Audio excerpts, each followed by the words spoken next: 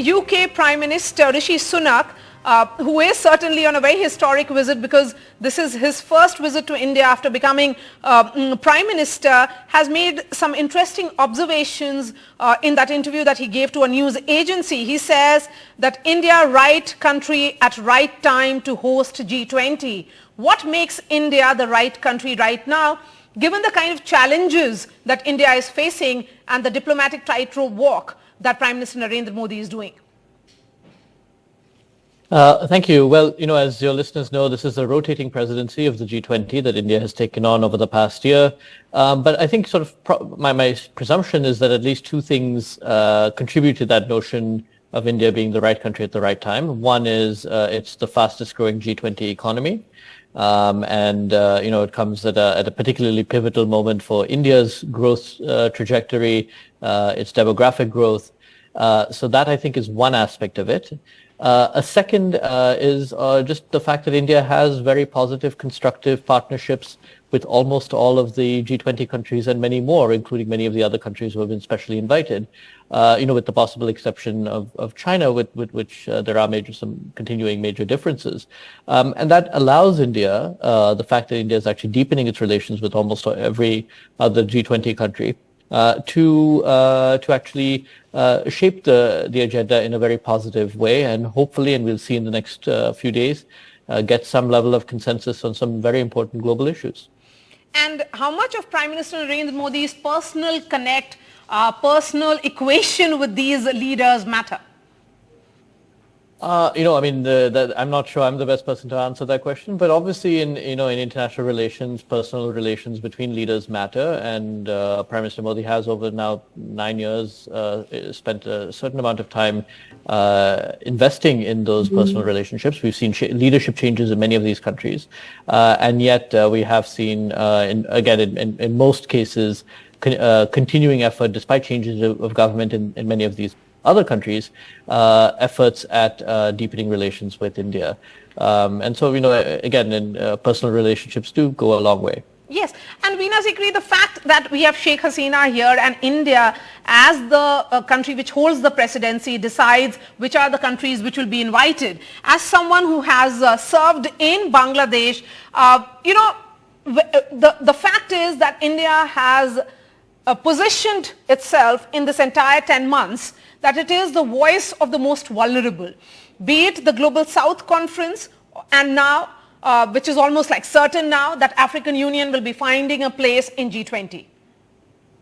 Well, I think that the countries that India has invited as special guests and observers at the G20 Summit reflect India's outreach to the Global South, and reflect the very important role that India has been playing in bringing together the countries of the Global South, in putting their requests forward so that they're able to achieve through this new form of multilateralism that G20 presents, they're able to achieve their objectives. Because we have seen that through other sources, whether it is the UN Security Council is deadlocked. Of course, we had the very positive and ambitious Sustainable Development Goals, but because of COVID pandemic, the attainment of these goals has been seriously derailed, and there is a very important need to get back on track towards achieving those goals and towards achieving a greater and more inclusive development, and that the developed countries must recognize that there is a united voice of the Global South,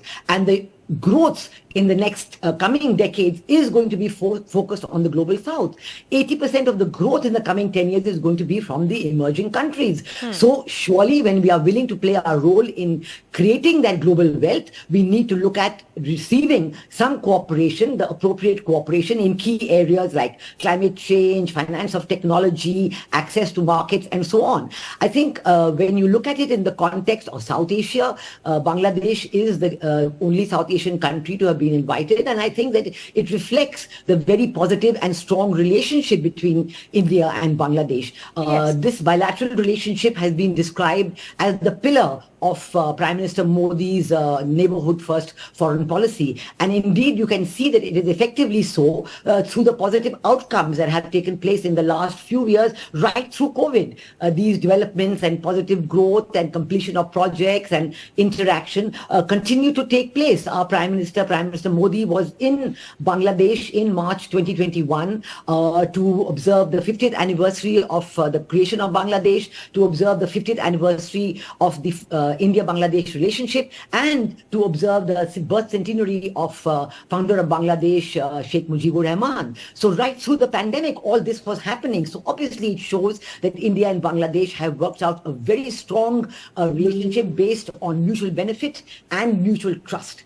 And the achievement of completion of the projects that are agreed upon is a very important factor in carrying this relationship forward. Just today, as we speak, I think the bilateral between Prime Minister Modi and Prime Minister Sheikh Hasina is underway, and we do hope for strong positive outcomes of this bilateral to carry the relationship forward. And I think it's a model for the rest of South Asia. It shows that through this relationship, we have also developed the sub-regional cooperation of BBIN, that is Bhutan, Bangladesh, India, and Nepal.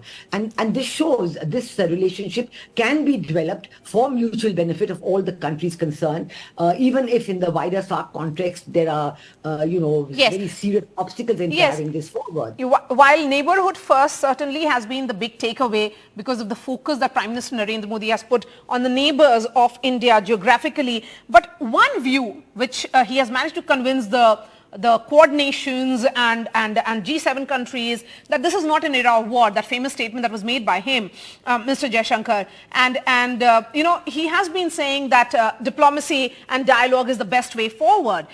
If we were to look at what the Russian state media is saying, that United Kingdom is in fact pressurizing India, that G7 countries are pressurizing India on Ukraine, while India is trying to maintain a neutral course. If this is what, Russia, which actually seems to be the aggressor here, has continued to maintain because of its long-standing equation that is there between Vladimir Putin and Prime Minister Narendra Modi, and also between Russia and India.